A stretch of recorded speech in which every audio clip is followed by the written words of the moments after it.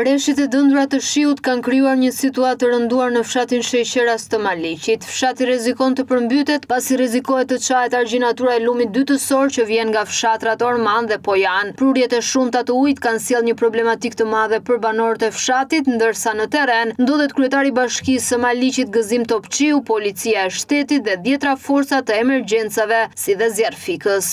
Sot jemi në një gjendje që është çik kritike, po sikur po rregullohet gjendja. Shikojmë tash me prurjet e ujit që vijnë që nga fshati janë Matana.